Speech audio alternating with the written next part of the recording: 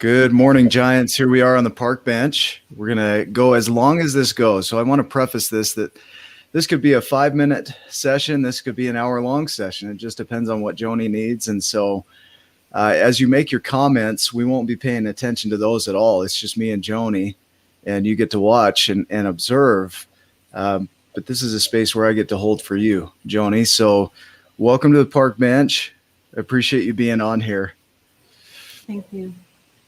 I'm going to let you. Yeah, go ahead. It's got these pop-ups popping up on my screen. If I can just start by saying thank you. I really appreciate the entire tribe of Giants. I appreciate what you and Ryan and so many others have been doing and working on and providing, like the park bench and so many other guests that are amazing people. Just remembering that they're people just like you are. And yeah, I think if we keep reminding ourselves every day that each and every one of us is a person. I love your story. Thank you. I truly love your story. You're, driving to work and, you're looking at the bigger houses and looking around and asking yourself, what's different about me? And really it's whether we show up for ourselves. Yeah. Thank you. I received that. Yeah, thank you. How can I serve you? I'm also going on 4 hours sleep here from the last 2 days with my dog being at the vet and having to take him to emergency in the middle of the night. I decided that I wanted to show up despite how sleep deprived I am. I didn't want to miss this opportunity to be able to serve myself, and by doing so, serving others. Yeah, we're gonna dive into you. So if we forgot that everybody was watching, whoever's watching, that it was just me and you, this will be a conversation for you, and in that, and you showing up fully in that, not concerning yourself with who's here or who's around, it will serve. And so I would like to ask, what is it that you need support in?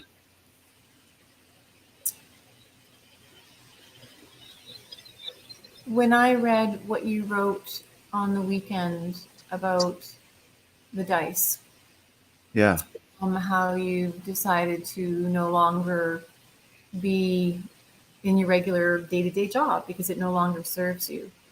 And you've reached that point where it's all knowing, not knowing. I guess it's the best way of putting it. And that's a place for so many of us. And that's my reason for being on the bench that's behind you is how do you just, I guess when you know, not, you served me in my journey by saying that you looked at what that goal was. You looked down the road and you said, this is what I want to do. Don't know exactly how I'm going to get there. Not sure what the paths are going to look like. But you have the mindset of saying, that's what I'm going after. And even though that path that I'm laying out in front of me may or may not change, or it's going to change, and it's probably going to change many, many times, you have to get on the path. And you made a huge leap of faith. Did you not? Yeah. I've got adrenaline in my body right now as we speak about it. Yeah. Well, that's a very human thing to have, I think. And it's a ripple effect. You threw a stone, pardon me, you throw a stone in the water, and when you put it out there like that, out into the energy, and other people read it, they feel it. And to me, that's everything. It's not just reading something, it's not just doing something, it's truly feeling it, like really, truly feeling it. So let me ask you this. What in that experience spoke to you? Like, what was it that hit you in that whole experience?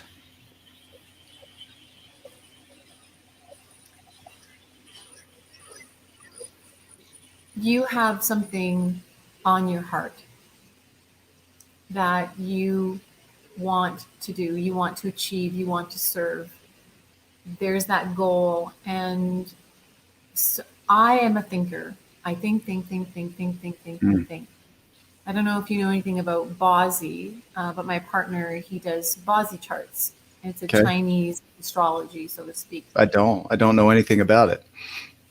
Well, I'm a devout Christian, and Yeah. my higher power is God, and we all have our higher powers. He is my higher power.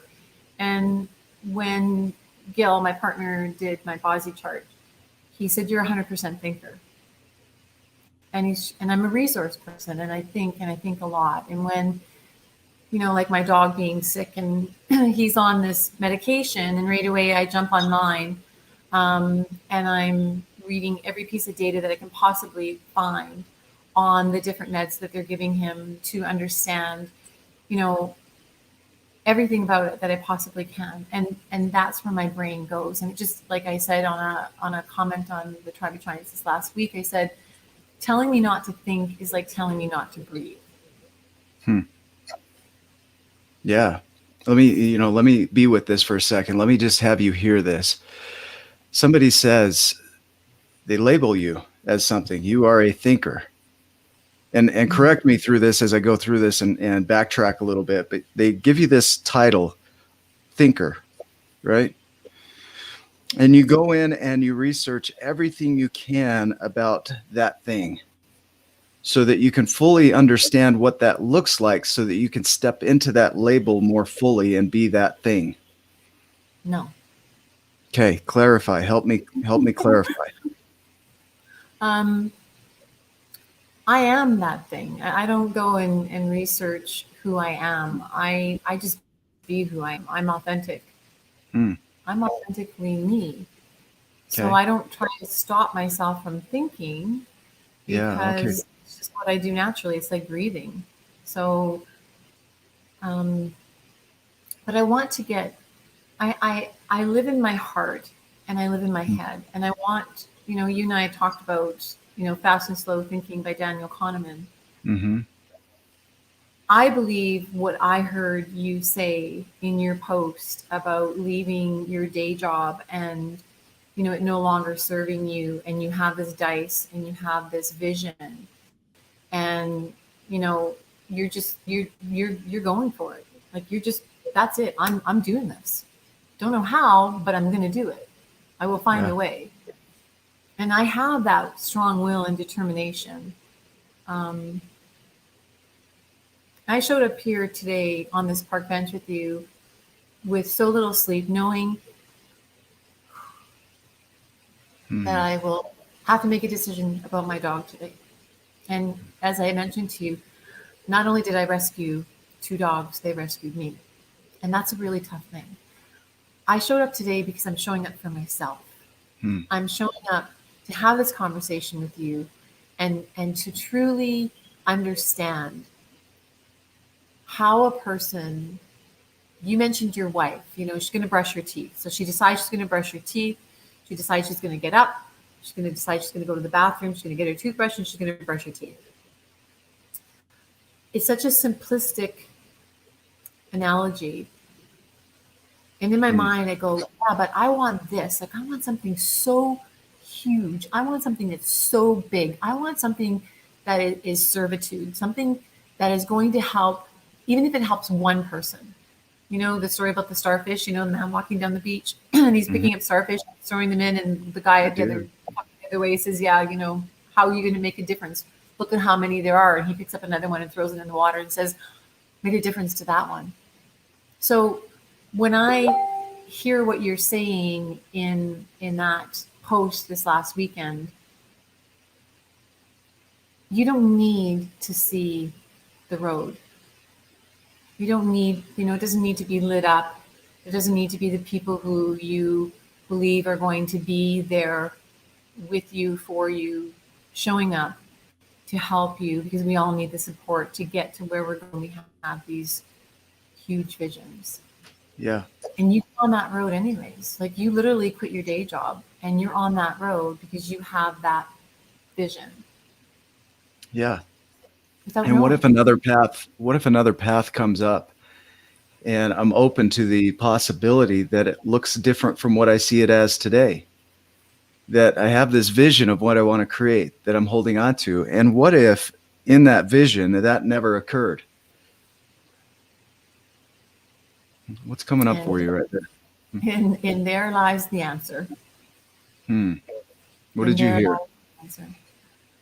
I heard you say that when you're following your heart, when you have that vision, whatever happens, we're not in control of all things. Huh. And whatever happens, and whoever shows up or doesn't show up, and if the path changes and that vision changes, then we accept that because that path Yeah. is leading us to where we need to go. What if there was a release in that? Well, there is. Yeah. And I'm picturing it, in the moment, just with your experience with blue, right? And it's blue, right? Yes, that's Yeah. correct. Okay. So you have this vision of what you would hope for. And life has a way of teaching us that it's gonna go. Uh-huh. And we want to hang on to things and control that outcome and not have that outcome be what it is. I remember going through the divorce and not really wanting that outcome. And it became Yeah. what it was, right? What are you hearing? I love hearing more what you have going on inside of you, and I might have inspirations that continue to create that. It's just being accepting of what is. Huh. It's there. It doesn't mean that you let go of a vision. It just changes. Wow. So I do I do photography work, and I love photography, and you don't really know what your subjects are going to be. You just go out and you know you're going to capture some amazing photos, or with hopes that you will. Hmm. When you take that camera out and you start wandering through the wilderness, the things that you come upon, it could be the tiniest of things and it can be the largest of things. Huh. And when you see the beauty in it, you capture it. I saw a National Geographic photo of a gentleman that saw a dandelion, the white ones that you blow. Mm-hmm. And he thought of a different vision and viewpoint of that dandelion. So he got down on the ground with the sun in the background, and you'll have to look it up after, where the sun is shining through the center of the dandelion and is looking up toward the sky. It's just an incredible photo of just shifting the perspective of something that we see maybe daily and we take for granted. And if he had to control for that, to be able to see it only a certain way, that it had to be a certain way, then he would have missed that opportunity. May I say amen? Yeah, yeah. Hmm. It's like people. Um, I myself, I'm going through a divorce right now, one of which I didn't want. But I also, now having experienced 3 years of separation and knowing that I am where I truly love being. I love my life, Huh. and Yeah, wow. I'm hearing, one loss and then another loss, right? A loss of a divorce, a relationship, and then your companion, your friend, your blue. There's a possibility of losing blue. And so there's this space of, correct me if I'm wrong in this. Can I handle this? no, Okay. it's not. Thank you for saying that. When I say no, um, Yeah. Help me clarify that for me. Help me to know where you're at in that.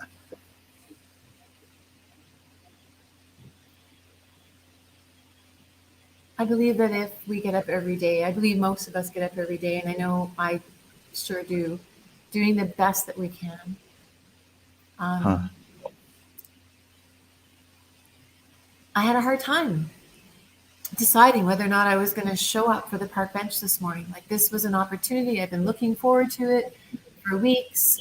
And then the last 36 hours, my dog has been seizing. He seized for over an hour on my floor right there. I drove an hour into the city to drop him off at a vet while he was seizing the entire time in the backseat of my car.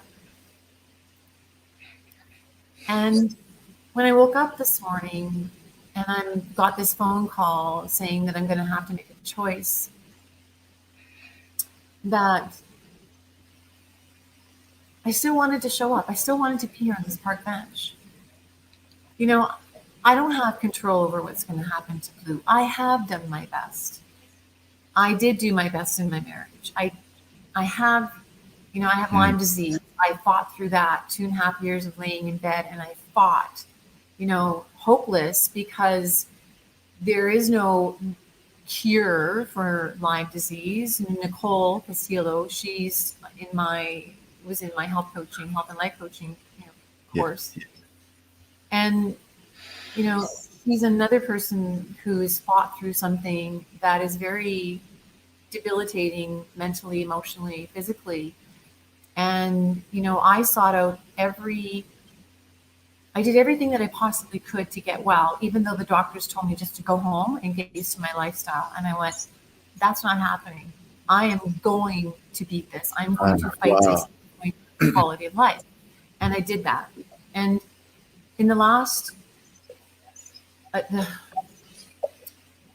couple months before my marriage broke down, my marriage was breaking down, as we well know, but before the separation actually happened, my mother passed away. I was very close to my mom and my father, and a year later, my father passed away. So I lost my husband, my mom, my dad. My brother right now is passing of pancreatic cancer. These are things that we don't have control over, right? But we still get up and we show up and we do the best that we can, because there is light at the end of the tunnel. There are more joyful days coming. Let me pause you. Let me pause you and have you sit with that and go backward beyond that and underneath that, what you're feeling. And I get the hopefulness for the future. Yeah. And diving into that experience of what you are feeling around this. Because it's so easy to go right to the light in the situation and ignore the feeling and the experience that you're having.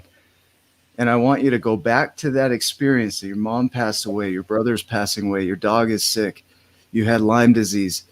This is not a space of holding you where you are weak, if you hear me in that. It's that you're moving so quickly beyond that experience that you're not allowing it to come forward.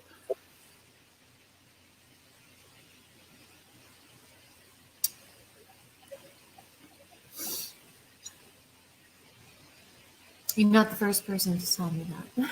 Thank you. And what does that bring up in you?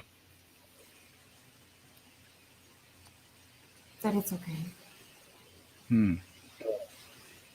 That it's okay to heal, to take the time to heal. I coached a friend this week. And I said to her, when there's a gash on your leg, a big, huge open gash that's bleeding, we don't look down at the gash and go, heal. It takes time for it to heal. Yeah. Okay. It's time for me to continue on my journey, healing. And as I heal and work towards that goal that I have in the healing, there too I will find my answers. Okay, so here's what I know about you. You are a thinker, and you have the ability to put out all the right answers and not connect with those. And while I heard the right answer in a way, the thing that should be said in that situation, of what would I tell a client, right? Right. Beyond the feeling was this thought of, this is what should be done in this situation. I should allow for healing. And the experiencing of that healing is a totally different thing. When you're the one in the bed in the hospital and your body is broken down, the doctors come and serve you and they help you. And we allow for it, right? We can have the thought, I should be out running. I should allow time for this. It should be okay. And it's this space of what should be versus what is. And so the space of healing is what is.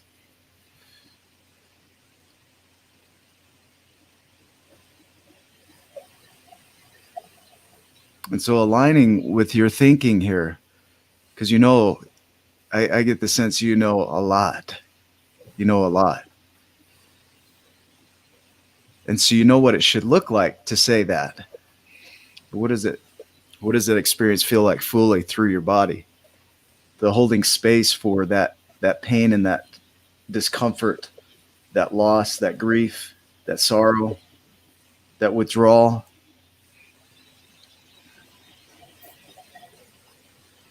I will have to sit with that. Yeah. When being an empath and when I talk to people, being present, feeling what they feel, truly seeing past my own pain and feeling their pain is something I've done my entire life. Yeah. Maybe it's time to feel my own pain. Yeah. Can you hear that? No, not maybe. Yeah. To honor myself. Yeah. I want you to pause and not talk and just sit with that for just a minute.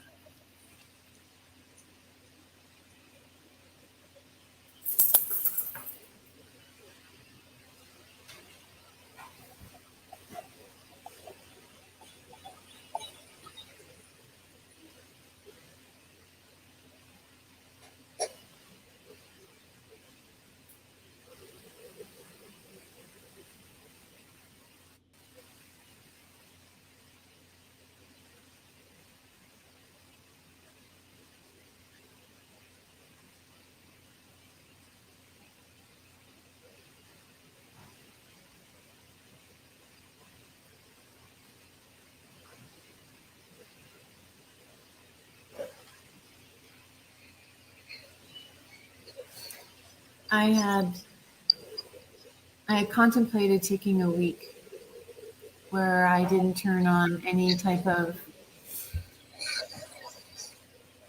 electronics and didn't talk for an entire week. Didn't have a conversation with anybody, just was in complete silence. Because my being was telling me that I needed that. Did you listen? No, because I'm too busy being a mom and a sister and a friend. Yeah, wow. See all those reasons, all those justifications for you to keep going. Yeah. We all have them. Well, let me not do that. That's not fair. There are some people that don't. Right? Many of us have them. These justifications. And they give us a reason to keep doing what we've been doing. They give us a reason to keep doing what we're doing. Oh. I need a reason to stop doing what I keep doing. And I guess I'm the reason. What if there's no stopping? What if there is no stopping? What if there's just a transition from one way of being to another? But the momentum doesn't stop. Are you telling me that it's a process to make change? Could be. Could also be instantaneous. Could be as quick as a decision. I get that. Yeah, in a way, you could take a linear fashion and approach it that way. And over time, with practice and time and, the building up of the brain, the way it works, and with Lyme disease, that affects the building up of the brain. And so that could be a little bit harder with the linear fashion, waiting for the myelin sheath to build when it's being broken down by Lyme disease, right? So it's up to you. What do you want in that? Do you want it to be a process? Do you want to be a decision where I am going to step into being this thing?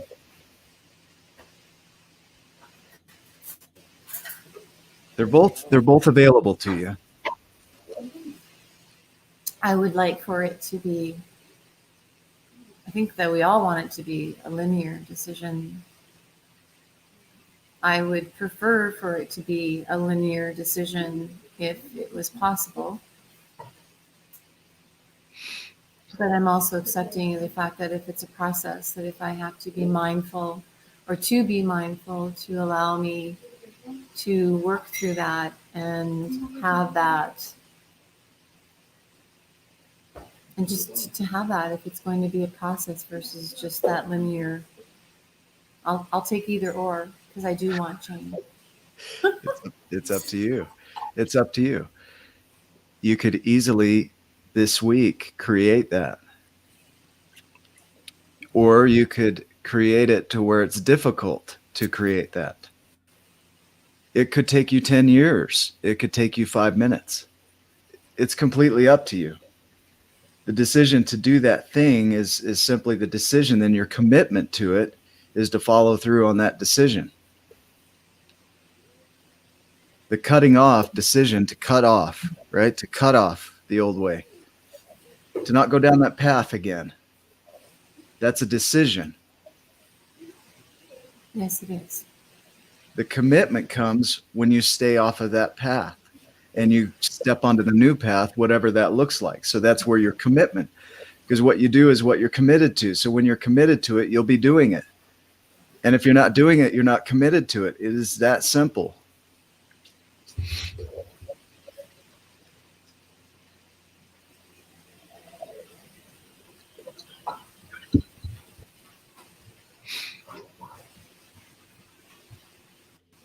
And we're okay. Simple? Can it Go be ahead. that simple? Can it be that simple? Is it truly Yeah, that simple? Just decision? Notice you're looking for permission around that. Who am I to tell you how it needs to be? I'm telling you possibilities. Who outside of you can tell you how it needs to be? Just those that I allow.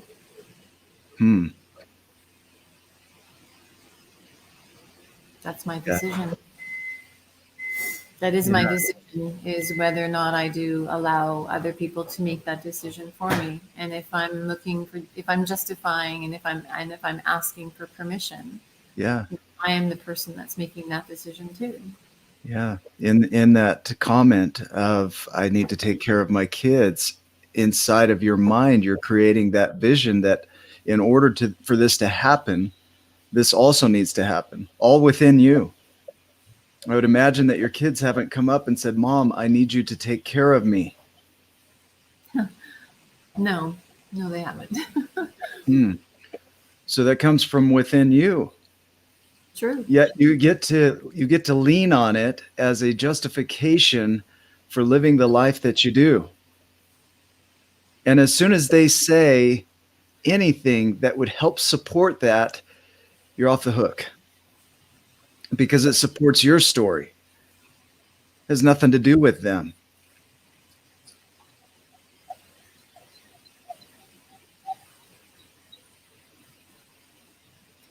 Our decisions are our decisions, is what I'm hearing you say. And as long as I continue to be a servitude of other people when I have and deny my own needs within that, then Yeah, going down the same path. I guess that's the definition of insanity, right? Going around and around in circles, doing the same thing, expecting a different result. Again, going into thinking that you know the right things to say. Even that quote is a knowledge of things that you could say in this situation, right? The knowing, the internal knowing of what Joni needs and what would support her in her life right now is only known to Joni. And somebody might have a perception and an intuition of it, and they bring it to Joni and they say, Joni, this is what I'm perceiving. And inside of Joni, she gets to say, I reject that, or I receive that. Do you hear me? Yes. Somebody can have a perception of you, but you get to decide whether that means something to you.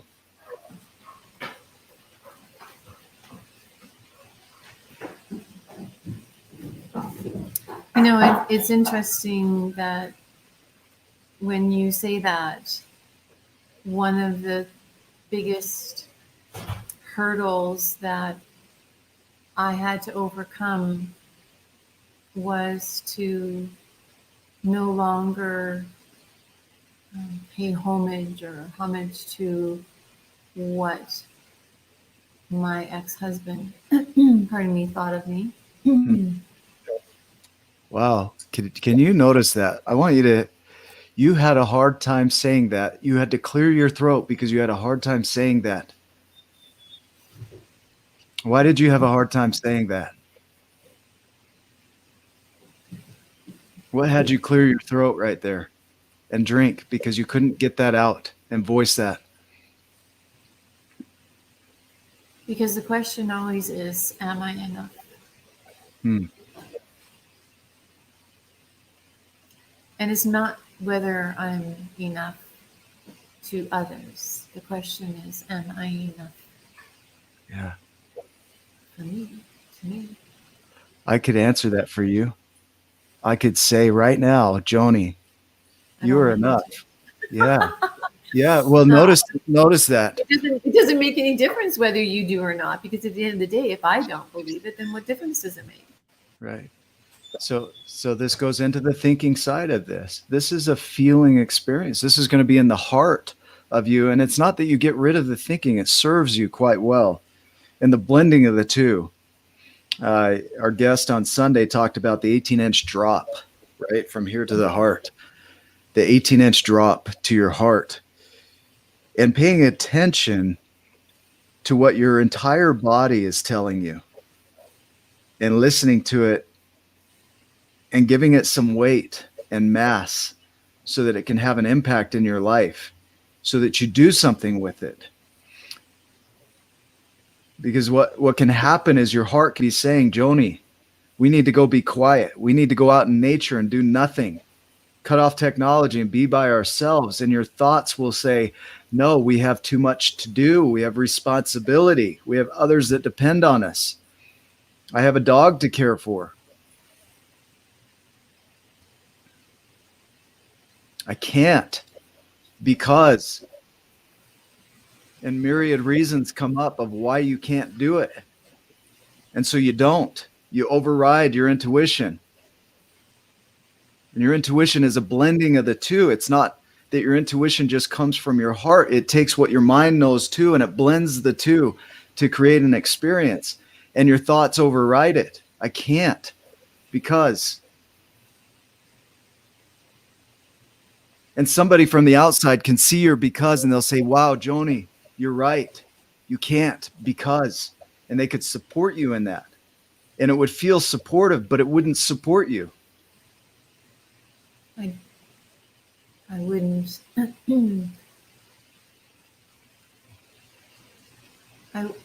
wouldn't. When I think about the things that I'm dreaming of doing, the goals and the visions that I have, I've had a few people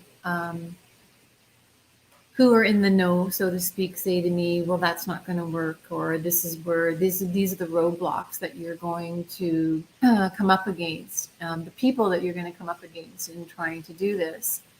And interestingly enough, when those people were saying those things, I actually took that information and used it to my advantage as to, oh, okay, that could possibly be a roadblock, but how do I turn that around and use that to my advantage? Okay. So I don't necessarily, I don't look for people to provide me with the check marks that say, yes, it's a go, it's a green light, move ahead. I guess from a personal standpoint, in the last 3 years, being separated, I have found my voice. I do hear what I say within my heart and within my mind. And I do blend those things. But one of the things that I definitely am still working on is the justification and the putting others, other people's needs before my own.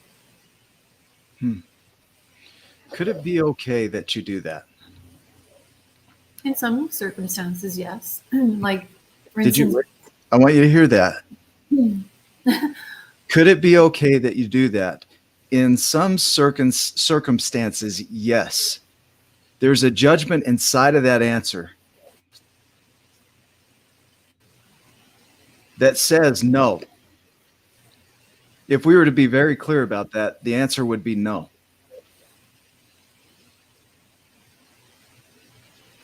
It's not okay. What I hear you saying, Nick, like, you know, Blue, the last 36 hours was seizing. And last night he seized for well over an hour. It was probably closer to an hour and a half, maybe even 2. Yeah. And in the back of my mind, I was concerned with, am I going to be able to show up on the park bench tomorrow morning? Am I going to have the energy to really be present? Because I want to be present. This is an opportunity. And I made the choice to be here this morning. Despite the fact that I was driving an hour into the city and trying to drive home, I was falling asleep behind the wheel of my car. Yeah. Wow. That I still made plans with my girlfriend on the weekend because that was important to me, and I wanted to do that, even though I needed to get to sleep. I wanted to be here. I wanted to be present when I was here. Yeah. Why do you want to be here? Because I want to do what it is that is on my heart. And I'm looking for permission. To look for permission. Yeah. Wow. What a discovery, right? What a discovery for you to be able to do what you want to do. Because I could adjust. If Joni hadn't shown up for this, I can adjust. Right? I can move forward. I can do something different with that space. And you're okay. I'm not sorry. I appreciate it. I add value to this experience that you have distraction in your environment. It's okay. If you think about this experience of you being on this conversation, even leading up to it, the messages that you were sending as you worked through it was coaching beginning. I didn't coach you through that. You coached yourself through that. And your coaching began the moment that you said, I'm going to be on the park bench. And I didn't have that dialogue with you. You did. And you shared it with me in the form of a message.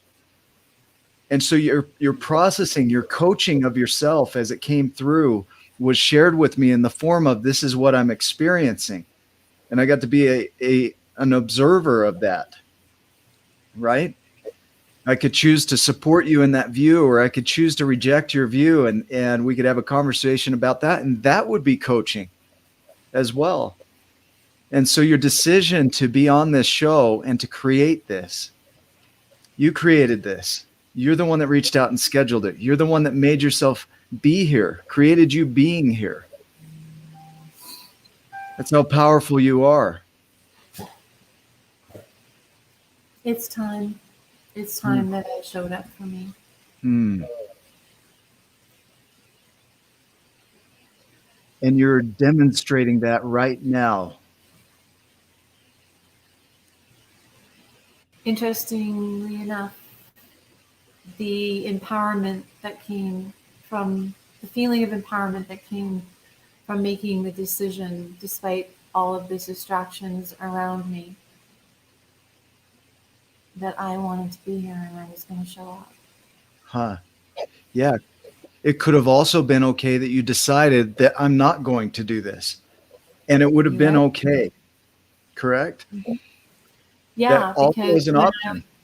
Because when I was making that decision, when I was like, okay, can I make this work? Like I'm, driving down the highway, almost falling asleep behind the wheel, can I make this work?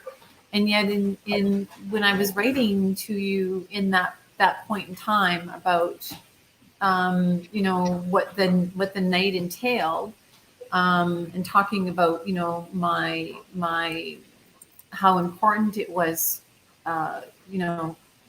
just everything that was going on.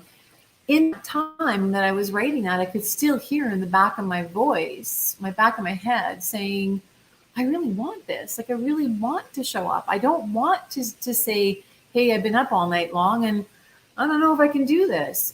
I wanted to do this. And so I did it. Wow. Can you hear that? Can you hear that pathway? You knew what you didn't want, which led to you wanting something, which led to you making a decision, which led to you being here. It goes back to the analogy you brought up of my ex-wife. She touched her face. I should wash my face. I'm going to wash my face. I'm washing my face. I washed my face. That same process that you went through, I should be on the park bench. I'm going to be on the park bench. I'm on the park bench. I was on the park bench. There's no complexity to that. That's the process. You can discover what you want and what you don't want. And in that wanting, you can create from that. In that wanting, you can create from that. Because wanting means I am without. To be without. That's what the word want means. The word want means to be without. So if you are wanting of it, you are without it. So if you want it, you don't have it. Therefore, it means there's a void to be filled, and it's up to you to decide if you're going to fill it or not. Knowing what you want is important. Yeah. And what you don't want is things that you're not without, that you no longer want in your space. They no longer serve me. Yeah. So you don't want them anymore. But the languaging of that is so interesting, that I don't want what I have.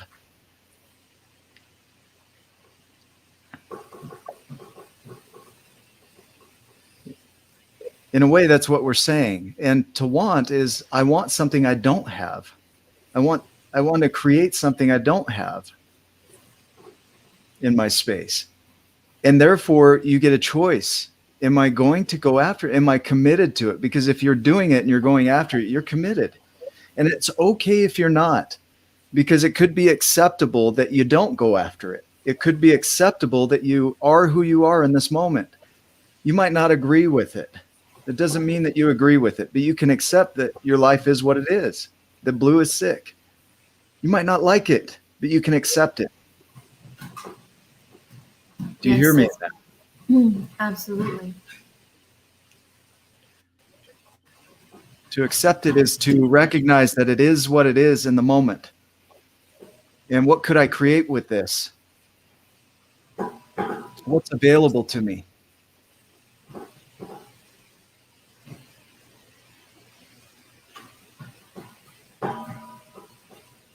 And if I'm committed, I'm doing it. And if I'm not committed, I'm not doing it. And it's okay either way. If I'm committed to being on the park bench, I'm on the park bench. And if I'm not committed to being on the park bench, I'm clear and I say I'm not committed to being on the park bench. And I don't do it. Do you hear me? I do. What do you hear?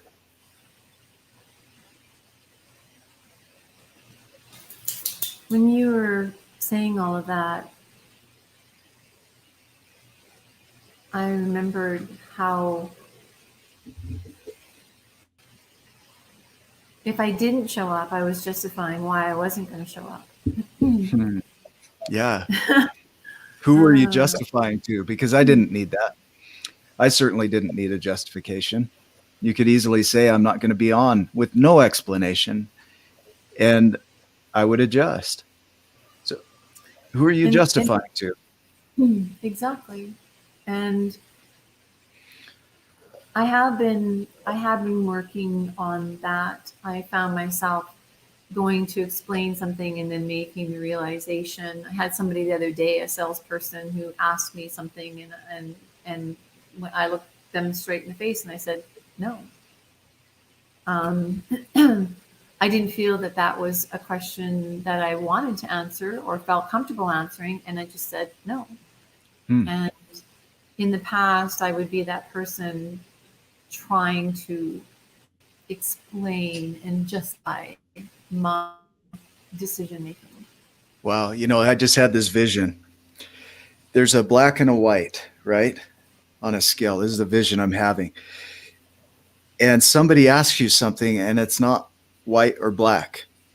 It's gray. Let me fill in the colors in between for you, so you can understand why I'm making this decision to be white or why I'm making this decision to be black in this example. Let me fill in the gray so that you have an understanding of why. And that could serve, that explanation could serve so somebody has an understanding of what it's like when you go through this decision-making process. But the reality is that the decision comes down to, is it white or is it black? The gray in between is all added. Which does not necessarily, yes, you're right. In some cases it is helpful, but in a lot of cases it's not. The answer just is what it is. Yeah. And for me to be okay with that, for me to be better than okay with that, for me to go, all right, well, that's just the way that it is. And I don't have to, and yeah, that's something I've had to work on for a long time, Nick. Yeah. And wow. It's coming. I intuitively, I've been feeling all of this. It's interesting how you're bringing all of these things up. Intuitively, I have been working, I've been feeling it. And instead of thinking about it, I've just been doing it. I don't, when it's not serving myself or somebody else, sometimes even when it's not serving somebody else, I don't need to justify it. I don't need to explain it. I'm wasting time and energy doing so. And that could be an explanation of it. Yeah, that could be an explanation that I'm wasting time. It could also be that you're not wasting time. It just is what it is. I mean, the reality is you're going to make a decision. Explaining it could very well serve. Explaining it could not serve. So making it right or wrong is where it starts to get cloudy. Right. Exactly. Exactly. Whether it's right or wrong. That's you just hit the nail on the head. Whether it's right or wrong. Again, it is what it is, and just be accepting of it and move on. Yeah. How does that feel for you? It's freeing. It's releasing. Huh. So it could very well be okay for you to take a week and everything would be okay. Yeah, you're right. It would be. Absolutely. It would be. It could be okay for you to say, I'm not going to do that. And it would still be okay.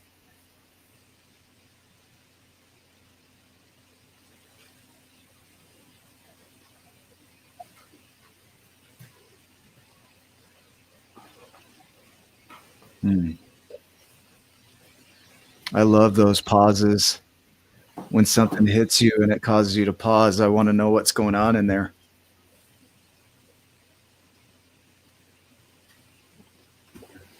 Intuition is a wonderful thing. And intuition being it's instinct, and it's proven scientifically. And when we instinctively feel something is not right, if we're walking down the street and we feel like we're being followed, it's an instinct. It's the fight or flight in that situation. We listen to our instinct, Yeah. right? Yeah. Yep. We don't want to get mugged or robbed or hurt in any Right. way. And yet intuitively, when something happens and I don't honor myself by Yeah. going, I don't know this person an explanation, the answer is just no. Here Yeah. I am Yeah. trying to smooth out their how they feel and what they're thinking, when that's not my job. They Yeah. need, it's from a boundary standpoint, it's how that what their perception of what it is that I'm saying, Yeah. what it is that they're hearing, is based on their own perspectives, not mine. Yeah. I want to create a distinction here.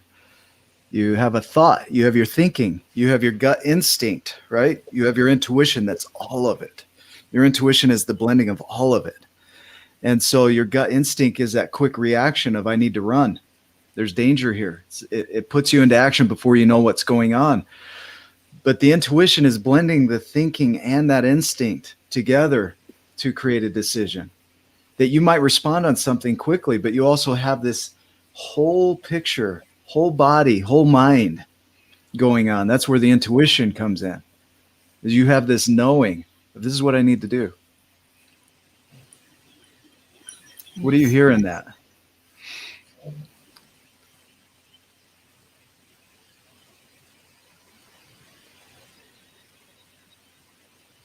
Continue to listen to my intuition and don't worry about, stop thinking about um, the judgment or what the perception of the other person is. Allow them to have to be who they are in their own space, Yeah, and a continue shift. being who you are in your own space. I want to create a shift in languaging there. In place of stop, allow. Um, Allow others to have their views and allow for yourself to have your view versus to stop thinking, which would be akin to stepping in front of a 60-mile-an-hour freight train that's a mile long. You wouldn't do so well. To try and stop it by standing in front of it, but to allow it to be what it is, and if possible, to shift the track to something different. Because energy is not created or destroyed. You don't stop energy from being, it's transmuted. The law of thermodynamics, it's shifted from one energy type to another, but it's not stopped. Do you hear me in that? yes, I do. So that allowing allows it to be what it is, and then to transmute it, to transform it, to shift it into something that would serve you or the situation. Because I don't want you to stop thinking. That would be terrible. That would mean that Joni ceases to exist.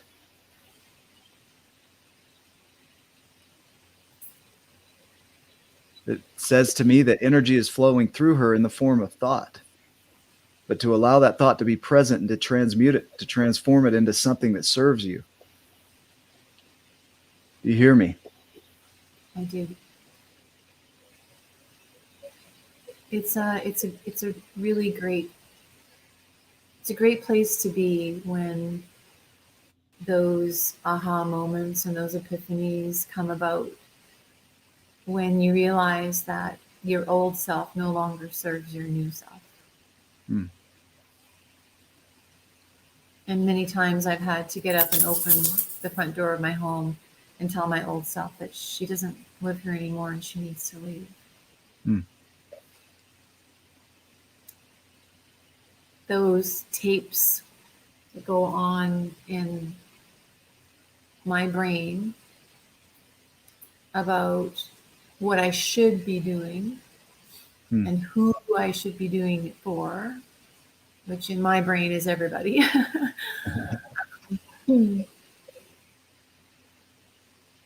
Yeah, it's changing the trajectory of my life as a result of me recognizing that that person that I used to be didn't serve Joni.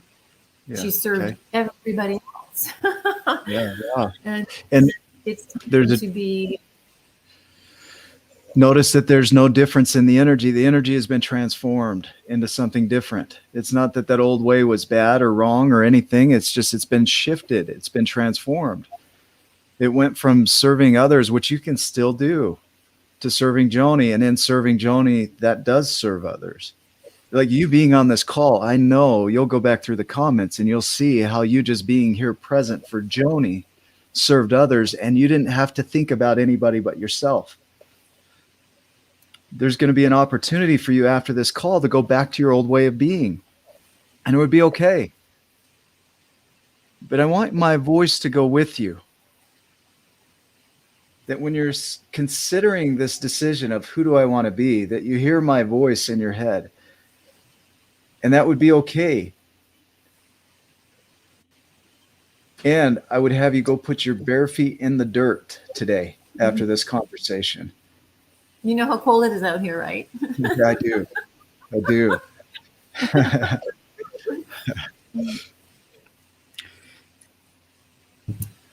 I had a real, when something breaks open and the light shines in. Oh, wow. Yeah, yeah. I just had that moment when we were talking. Wow. Something broke open in my brain, in my heart, and the light just came streaming in. And what that light was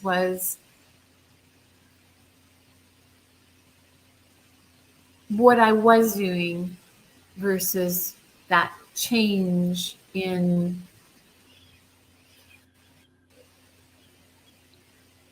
I still get to serve other people, but I would better serve other people and myself if I just started serving myself.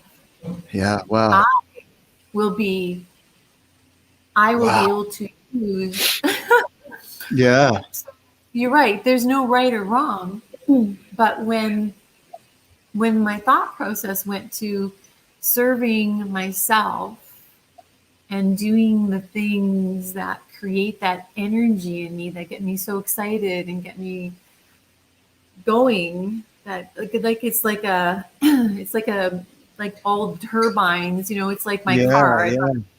I've got a 400 horsepower vehicle with twin turbos on it, and when I kick into that Sport Plus mode and you just hear the engine the revs rev up, and you just go, when I feel that sense of doing the things that are truly passionate and not letting the servitude of serving everybody around me and focusing on the things that really truly give me that passion, I will be more of a service in serving myself. Beautiful. Because I'm going to do those things. Right. And that's why I showed up here today. What a discovery. And here's the beautiful thing, that you are uncovering who you are already at your core. That it's not something that you became, or that you grabbed a recipe out of a book and you started following that recipe. And because you followed that recipe, you created bread. It's that bread was already within you and you uncovered it. There is a question that was out there and I put this on the Tribe of Giants. I put the question out there. The question is, who are you? Who you are? Huh. Huh. Yeah. Who are you? Which Yeah. is the question of who are you versus who you are. Yeah. Because you already are. Yeah. Nobody tells the mustard seed that it's not a tree. I mean, it's already a tree. It's already a Exactly. tree. And yet, as we, like, I'm reading this book, this Thomas Hübel book right now on collective trauma, Yeah. and all of the integrated trauma that happens in our brains, that everything that's happened to our ancestors and our parents and everything that's been folded into us. And when we get trained up with all of those other beliefs that are not, that don't belong to us, that belong to all of the people prior, you know, in my life, prior to my great grandparents, everybody, Yeah. we we are not authentically who we are, because we don't even know who we are, because we have all of this rubble piled on top of us from the past generations. And letting all of that go, and truly just and allowing ourselves to be as the mustard seed is, it just is a mustard seed. Just be. As I always said to my kids, if you can't be who you are, who can you be? Hmm. And I like me. Here's a shift in perspective on that. Pick out the best parts from all of that collective consciousness and keep Absolutely. that, right? Your ancestors could have passed down a lot. It's Pick out the wheat best and parts. chaff, right? You're just going to blow the chaff away, and you're going to keep the wheat. And yes, you do get to choose. And that's the beauty of it, is that as an individual, I get to choose. Yeah. Not what other people put on me, but I get to choose. I get to choose. Nobody else. But I was allowing everybody else to choose. It's beautiful. You know, yeah. And like, I even allowed my ex to choose my clothes because it made him happy. Well, that's wrong. I'm going to choose my clothes and wear what I want because this makes me happy. And when I'm wearing something that gives me a ton of energy and makes me feel good, then that's my energy.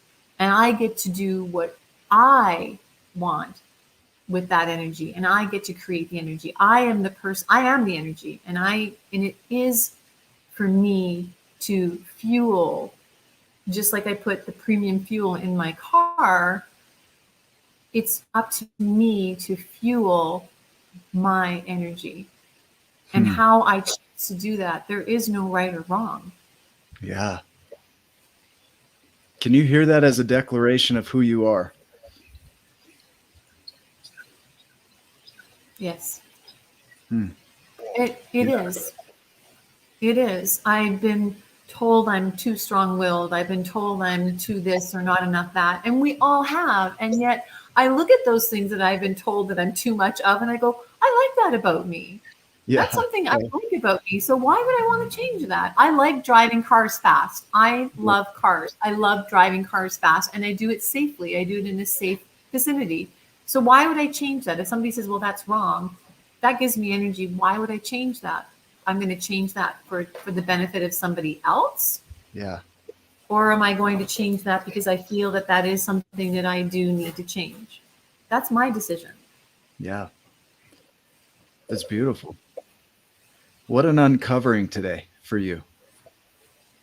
You know, the beauty in the book, the giant turns around and serves other smalls when he becomes a giant. And that's an archetype. That's a type for everybody. That the giant, the small, when he goes out to talk to the giants, he doesn't go to the smalls who are trying to become giants and say, how do you become a giant? Because they're in the journey as well, learning how to be a giant. He goes to the giant who is already a giant and learns. And then when he becomes a giant, then he turns around and helps other smalls to go through their journey of becoming a giant. And so when Joni becomes a giant, she's able to more fully serve. And there's service in the journey as well, as you share your journey. And so there is service in that. But the responsibility to become that giant is in you. And when you do that, then others can be inspired in themselves to do that for themselves. But you're not rescuing people into their giant stature. That's not how it works. No, it's not. You're inspiring them. You're breathing with them. To inspire is to breathe with. You're breathing with them. To To conspire is to shine. breathe with, but to inspire is to light the breath in another. Who am I to play small? Who am I to be bright, to be brilliant? I'm quoting somebody here. Who Marianne am I to be Williamson. bright, to be brilliant? Who am I not to? Who am I not to? And in doing so, giving others permission to do so as well. Beautiful. Beautiful. When I read that, it was hanging on a wall hanging, and I bought it because I stood there staring at it, reading it over and over again, and it's hung on my wall for years. And the only person that's ever stood in front of it and really taken it in and made comments about it was my mother when she was 80, almost 89 years of age. When my mother passed away, as I watched my mother pass away, she changed the trajectory of my life. I didn't view her death as much as it broke my heart.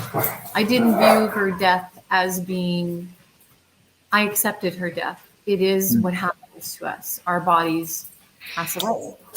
Yeah. But in my mother's death, I found many gifts. In my Lyme, I have found many gifts.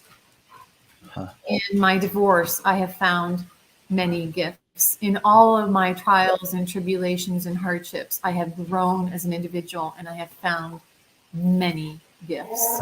And I am very grateful for my gifts. And today has been a gift. And it's a gift to, and it's a gift from, and it's called reciprocity. And in reciprocity, we all win. We all get something. Yeah, I could feel your lightness after this conversation. I could feel how going into it there was some holding back and some energy and some concern and all these things that you've got going on in your world. And at the end of this conversation, this lifting, like you said, the light came in. Like I can feel it. I can see it in how you're showing up right now on the video. Like your lighting isn't the brightest, but you're bright, right? So let that carry you through your day as you make your decisions today. And this is a model for everything moving forward. Let my voice go with you. And remember this conversation. And remember how you showed up.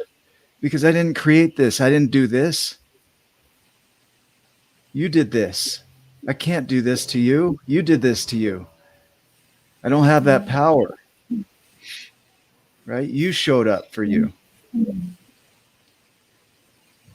We don't want to have that power. We want people to be empowered. And the only way that they can be empowered is to show up for themselves, to make those choices. Do I choose to eat the apple or do I choose to eat the chocolate bar? I know the effects of either, of both. So which one do I choose? I would have chosen the chocolate bar. Well, trust me, we do. It sounds really delicious. But, you know, even in my healing in my Lyme disease, every time I went to the naturopath and they were going to give me the next step of what I needed to do, they would look at me and I would pay them $140 to do this. And they say, oh, well, you're already doing it. And then I thought, wow, I'm paying you $140 to tell me what I'm already doing. And the only reason I was already doing it, not that their advice wasn't helpful, it's just that because I'm a thinker and I'm a researcher, I was already serving myself. I was already doing what I needed to do in order for me to become well again. And the only person that was going to do that for me, even if it was me making the choice to pick up the phone and make the appointment at the naturopath, the only person that was going to do that for me was me.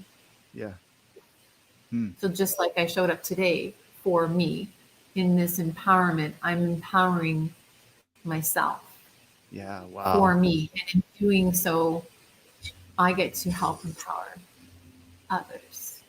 I imagine, and I haven't seen the comments, that as we go back through that, you're going to see how much you've inspired others, which is all you can do, is inspire them by you being fully you. Well, that's the gift that we get back. Yeah, beautiful. Beautiful. Thank you. You're welcome. Anything else I can serve you with today? Oh, there'll be many days that I'll be coming to you asking you for something that I feel would be beneficial to my journey. I have a saying that I found years ago, and it said, and I say it quite often in the comments, is the light in me thinks the light in you is freaking amazing. Thank you. And I really mean that. And I honor you in that light. And I appreciate you providing some of that light, holding space for me today. Thank you. Thank you. Thank you. I received that. I do have a request, and that is, 1, go put your feet in the dirt, and 2, within 24 hours to come back to the page and post what breakthroughs you had, to share that with the tribe, because it's not over. This is just the beginning of what's going to come for you over the next day or two. And to share that, if you would. And it would be okay for you to say no, okay? That's right. It is okay for you to say no, but I want to. Yeah, okay. I don't want to create it as an obligation. I want it to create it as an opportunity. And so if you would do that, that would serve. And so, man, I here we start out thinking I might be on 5 minutes, and here we are, an hour and 11 minutes, right? Hey, 111. Those are my numbers. 111. Those are your numbers. Well, let's end it while it's that, and we'll touch base in the tribe. Make it a giant day, okay? Cheers. Cheers to you.